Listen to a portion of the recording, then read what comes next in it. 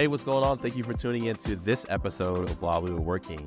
It's episode 88, and if you've come this far and it's your first time, make sure you hit that like button, subscribe, wherever you're tuning in so you can catch more episodes of the While We Were Working podcast.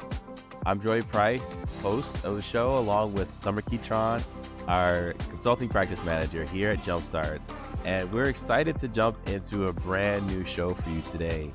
We've got some exciting topics that you'll want to learn more about. We've got updates to the new I-9 process that you need to know, because if you are doing business in America, it impacts your business. And then we've got a consultant's corner question about being in a financially struggling business and what things we can do to help prevent layoffs. So, Sommer, we've got a big show today. Are you ready to get started? I am so ready. I'm happy it's August and thrilled to be here doing another show. Thanks, Joe. All right, so let's get into it. So you want to set us up with While We Were Working and the article that we're checking out? I would love to. And to kick off the While We Were Working segment of our show, if you haven't joined us before, this is the part of the show where Joey and I take a look at what's happening in the world of business and what things you might have been so busy working you might have missed. So today we're going to actually talk about some massive updates that are happening in the world of the I-9. And hopefully most of you are familiar with the form I-9, but in case it doesn't sound familiar, that is the form that all employees have to complete within their first 3 days of employment to verify their identity and their eligibility to work. So if you have employees, regardless of which company you're working for, this episode and this segment definitely applies. Yeah, and this may feel like a segment where we get into the weeds a bit. Whether you're in HR or not, you still want to pay attention, because, hey, if you're a hiring manager and you're bringing on someone for the first time, they're going to be completing this document, and you want to make sure you're doing it the right way. And of course, if you're in HR, you're already one of our people. You know this is important. Every single person who goes into a business must complete this form if you are on W-2 payroll. So this episode, we're covering this, I guess it's called a press release or a news alert from the United States Citizenship and Immigration Services, because they're publishing the revised form I-9. And there are a few things here where they're moving sections from one section to another. They're revising lists of acceptable documents. They're cutting instructions from 15 pages to 8 pages. But there are some other things that we want to drill down specifically, and that's about completing it in person versus remote. Sommer, what are your thoughts on this new update? Well, first I'd like to chat about, it's not really new news, but I think it is relevant and a great time to just mention that for anybody that did a remote verification for their in-person team members, that the deadline to actually verify those documents physically in person is the last day of August. So if you haven't done it yet, you still have the month to complete it. And then the second piece that I'll mention is for this physical inspection of documents, if a separate individual is doing that verification, then the individual who initially completed the remote verification, you have to complete an entirely new Section 2. So just an important takeaway, there's a ton of information about this on the USCIS website, but just wanted to make sure we chat about that before we dive into the new form entirely. Yeah, and I'm glad you brought this up, because I was on a call today talking about the differences between compliance in the U.S. versus compliance in other countries, for example, Germany and the U.K. So it was a call about European compliance, and they were talking about GDPR, and they were asking, hey, is the U.S. really tight with compliance? And my response to them was, well, no one's going to beat down your door to make sure that you've got this paperwork complete. However, if there's a prompting or an audit or something that causes DOL or USCIS to come knocking on your door, you better have your paperwork right. And Summer, I'm sure you can speak to this. You've gone through some I-9 audits. I've gone through some in my past as well. And you could have airtight policies today, but it's always about the documentation that happened months ago, years ago, that you had just forgot. And now it's like, oh my gosh, how do I clean this up? So this is a great opportunity for you to have us take a look at your I-9s, see what's correct, see what needs to be updated so that you can have clarity and peace of mind about if the door is knocked or if you get the call, you can respond and say, we've got our Form I-9s, they're complete, they're updated according to standard, and we would pass a compliance test. I think that's absolutely excellent advice, Joey, because I think I-9s aren't a problem until they're a large problem, and there's really no in between. So just because you've never had a problem in the past for maybe being a little relaxed in handling them, it's not something that you want to have to go through. So I always say fix them while it's on your schedule, fix them while it's on your terms, and that's the best time to fix your I-9s. But we're here to talk about the new I-9 form that was released today, August 1st, and some kind of new and or updates in the process from our friends over at USCIS. Yeah, so let's go through this real quickly. One of the things that is updated, I've got this here. So the first one is reducing sections 1 and 2 to a single-sided sheet.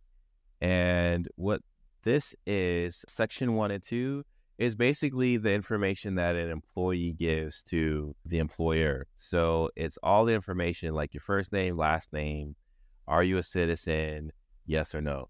So we actually have, I'm looking at the old version right now, and section 1 is all of the things that you need to know about a person. And then section 2 is the documentation list. So there's list A and then B and C. So it's combining all of that into one piece. The next thing is that it's designed to be fillable form on tablets and mobile devices. This is one of the big issues that I've seen in the past about, you have to print this thing out all the time.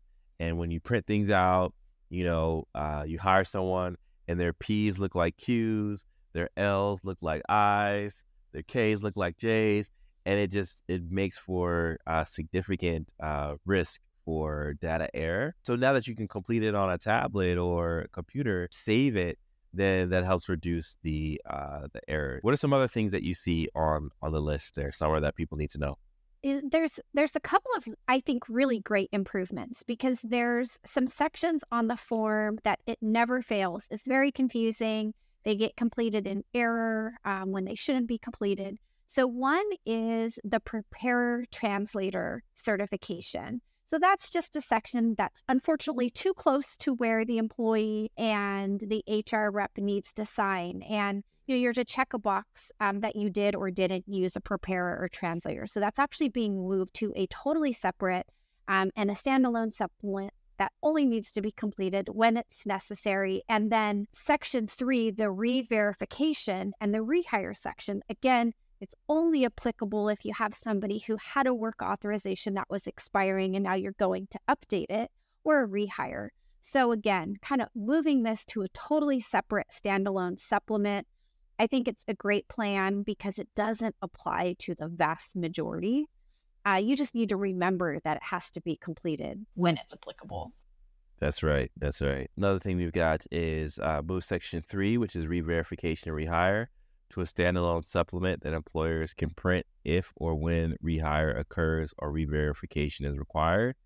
And maybe we should do a masterclass on I-9s, but that's basically if you let someone go or they go take another job elsewhere and then they come back while their Form I-9 is still within the eligibility period or the retention period, you can go back and re-verify that person with that document. And so that's where it's basically saying this doesn't apply to everybody, but for those that they do, and a great example would be seasonal workers. Maybe you let folks go, but then you bring them back on. Or students that maybe do an internship and then you bring them back for a job in another semester. That's when you might want to use this section, and it's moved to a standalone. The other is that it revises the list of acceptable documents page to include some acceptable receipts, as well as guidance and links to information on automatic extensions of employment authorization of documents. So that feels like it's more to help people who are on our side complete this and do it the right way. So your hiring managers, your HR, your field supervisors, your warehouse managers, it's just all the info that you need to know in order to successfully roll this out. And then, like I said before, reduce the form instructions from page 15 or from 15 pages to 8 pages. I don't know about you, Summer. One little small joke that I have about government documentation is that they're always talking about, there's always some line about Paperwork Reduction Act. But these documents are all so long. So it's like, well, where are you reducing the paperwork? Just a little, little comment on that. Oh my gosh, it's almost laughable, right? Because it says the estimated time to complete this form is 5 minutes. And you're like, I don't know who completed this in 5 minutes because it always takes me 15, but maybe that's just me. No, it's not just you. Right. But I think it's great that there's actually been some progress in making the form what I think is a little easier to use, a little more simplified. But there's a really big win, I think, in all of this, depending on, how you feel about E-Verify. So first, I'd like to kind of set the stage and say, if you are an employer in a state where E-Verify is required, then congrats, you're already one step closer. But I mention that because not every state or not every employer is required to be on E-Verify. So if you're one of those that was required and you're like, why are you saying this? It's because for some it is optional. But the big change that's come out with this brand new I-9 form is that if you are on E-Verify, or if you sign up for it, if you're not already, you will now be able to do that remote verification of the documents so long as you are on E-Verify. That's a pretty big win. Don't you think, Joey? It's one of the best wins, because what it's saying but not saying is you can continue to do remote verification as long as you do it with this tool. So, well, I guess it's also saying you can't do remote verification if you're not using this tool. Right. So it's a way to corral people in to adopt E-Verify. Mm-hmm. And it's a super easy tool to use. I've used it in the past. Some of our clients are on it. But really, and this isn't like a commercial for E-Verify, but it's a fail-safe way to prove that your documents that your employees provide are up to date and they're legally given out to the person, so that you reduce the risk of people giving you false records or false documents, which can result in fines and fees on its own if you accept those and use them for verification. So I'm a big fan of this. I am all about, obviously, the remote experience and making sure people have that flexibility. Summer, you had mentioned in a previous episode too about who can fill out the Form I-9, whether it's someone who's at home with the employee or not. Does that kind of change at all? Do you see any indication of that being updated, or what do you think? The guidance in regards to who can complete, sign the attestation that they've verified the documents, has not changed. So I think depending on, as a company, who you authorize to complete that on your behalf, this is definitely going to help with organizations that have remote team members, because the alternative, which some companies still do and may still decide to do, is to utilize a notary, just because they're used to looking at these documents. But, you will have potentially one party doing the actual completion of the I-9, and then an employer actually doing the e-verify, because e-verify can't be done by somebody who is, a friend, a notary. Like, that is employer technology. And I'll also mention that if you're not on e-verify, as Joey referenced, it's really easy to use. The process start to finish to actually verify an employee is like maybe 5 minutes or less, but it's actually the training that you have to complete in order to have access to the system that you need to plan at least an hour, 2 hours for. So I think all in all, it's a really big win. To me, it feels like a very fair trade-off that if you are going to verify and inspect documents by video, that you also have to enter them into e-verify. One last piece I'll mention is that if you are going to do the remote verification, there is a requirement to keep copies of the documents. So that's a little different than if you're inspecting these actually in person. Retaining the copies of the documents is optional. So don't miss that really important. Yep. Super important. Okay, we're going to go ahead and transition to our next topic here. And of course, if you're in the market for a refresh of your HR strategy, maybe you need that missing piece of HR in your business, reach out to us at jumpstart-hr.com for our team to become your team and help guide you towards better HR outcomes, better workplace experience, and better I-9s. So we're at jumpstart-hr.com. That's where you can reach out. So, all right, we started this episode talking about a topic that related to hiring. This one is related to a company that may not be in the best financial position, but we got a letter in from someone who reached out to us at hello@jumpstart-hr.com. And the gist of it is the company that they work for is struggling financially. They're trying to come up with a proposal to manage labor expenses to avoid a large layoff, but they wanted to know from HR folks who've been in this business for a while, what are some options that they might consider? So first of all, this is never a fun conversation for anyone to have about how do you keep things moving when budgets are tight. It's a very real conversation for many businesses out there. And unfortunately, it continues to remain. And so hopefully this conversation today will help you and your business navigate those waters if you're faced, or you can share this episode with a business colleague or friend who might be going through the same thing. So Sommer, I know you have a list of ideas that a person might suggest to keep things moving. So I'd love to hear your thoughts on what you'd recommend if this person was talking to you face to face about this scenario. Yeah, it really is a tough situation. I do think that the options will vary based on so many factors. And I have been I have been a part of a company that has had to, take these types of measures, and we've supported companies who have had to. So I think this is a great topic for us to discuss, just to kind of put some ideas out there. And, certainly the first one that comes to mind for me is what I would call a voluntary reduction in force. Now, certainly doing an involuntary reduction, it's a very different process, right? Because leadership is making decisions on which positions are going to go.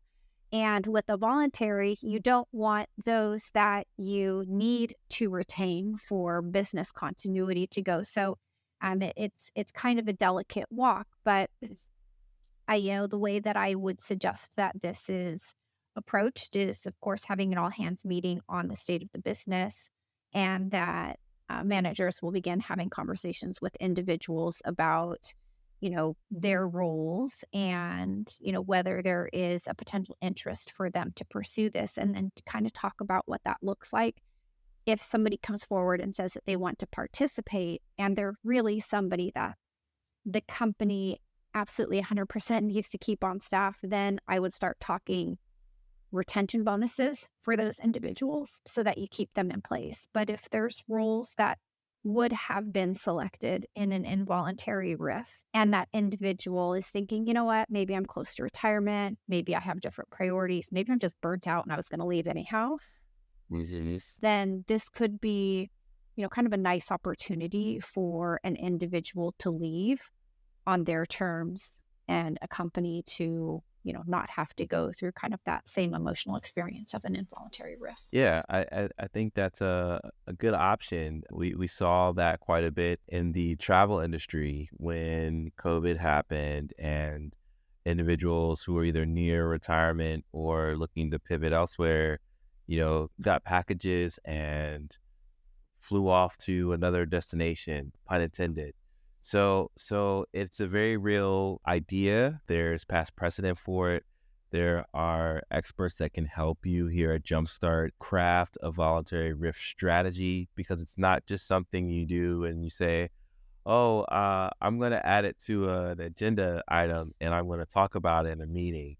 There's way more than that. So before you even get to the point of announcing it to a team, you want to make sure that it's an idea that's been vetted. So another topic that you could discuss is on your list here, Summer, and that's executive pay reduction.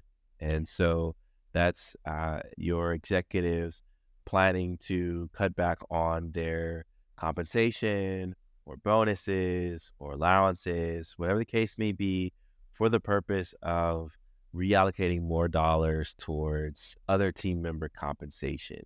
How have you seen that play out, or what things should people consider, Summer, if they want to do executive pay reduction? Yeah, it's definitely not a popular topic. I can say that it's a tough one also, because asking anybody to take a pay cut is not a fun thing to do. It's never well received, but because it's generally executives who are at those significantly higher pay levels, they're often also kind of the same segment of your population who can still survive if they were to take a pay cut, right? It's very different than if you had an employee who maybe is making, I don't know, $60,000 a year. They're living paycheck to paycheck, and asking them to take a pay cut would be a different level of severity.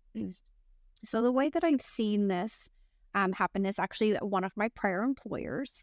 And, we certainly, the executives, I should say, already kind of going into these conversations are usually those that are also closest to the financial health of the business. So it was really just a group conversation of like, hey, like we can potentially lay off part of our staff and know that like it will cripple running the business. Or each of us can take a pay cut of X percent, knowing that according to how the business was performing at that time, that it would just be for a predetermined period of time. And we would all be able to like resume business at kind of that new normal, but we just needed to get by. So It was kind of one of those like, can we count you in? Can you do this? And to my surprise, everybody agreed to it. Yeah, no, that's a great story. It's encouraging for the person who wrote this in, who might want to suggest that, because to your point, Summer, financial struggle, it's not always a indefinite thing, and it's not always a fatal thing. Sometimes it just could be seasonal. Maybe there was a big account you were expecting to win and didn't come through, or, budget was allocated because something was supposed to happen that didn't.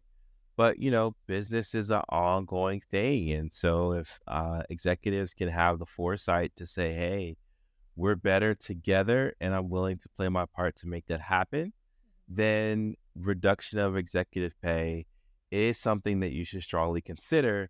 And I think it's all the more incentive to push harder to get things back the way that they need to be in order for pay to be restored. So that's a good one. Another one you've got here is looking at unused subscriptions. I think every company just, even quarterly with your accountants or your CFO, should look at where your dollars are going and if you're spending on them. We had a recent thing. It was super, super small, but like we were paying for one Adobe subscription on an annual basis and then another one on a monthly basis, but they did predominantly the same thing. So it's like, well, just cut one. I mean, it's not a loss to the business, just cut one. So take a look at your subscriptions. I'd even say take a look at the interest that you're accruing on cards, and if it makes sense to pay those down, pay them off. Take a look at the interest that you're paying out, because that's just going to your bank. Something else that I guess you could cut is maybe this is the other thing, so I won't go too far, but cutting the travel. If there is a lot of back and forth, maybe that could be cut to Zooms, or sending hospitality packages or thank you packages to your clients that maybe you greet in person in lieu of airfare, which is also rising. But Summer, what are your thoughts on cutting back subscriptions and travel and other expenses? Yes, I'd say subscriptions for sure. There's a client that I worked with who, as part of their onboarding, they just granted a lot of access to things like Office 365 and some of their internal tech, and they had a lot. But I think when it came time to kind of look at spend, they'd realized, oh my gosh, everybody gets these 365 accounts, but they're a Google Shop. So really only a couple were actually using it. And there was actually a huge potential just there for savings. But, speaking of Google, sometimes what happens is folks leave, you keep the account active. Of course, you change the password, right? But keep the account active, and then just kind of forget that it's sitting out there. And that adds up so much, especially if you have a lot of employees. You talked about freezing travel. I think really any non-essential perks that can be put on pause. So it's not no, they're going away forever, but just hey, we have to be wise with how we spend our money right now. I think are all really great options that a company may want to consider if they're kind of in this dire state of financial health. Absolutely. So these are some ideas, and we'd love to hear more from our community. So if you've got some ideas, drop them in the comments, share them on social. We'd love to hear from you, because we're here to help people, that empower people at work. And sometimes empowerment is giving that key that unlocks the door to a strategic issue or concern. So we'll wrap this episode up, but it's been great chatting with you, Summer. As always, it's episode 88. We're almost at 100. We've got to start planning now for the big episode 100. Maybe get a few special guests on there.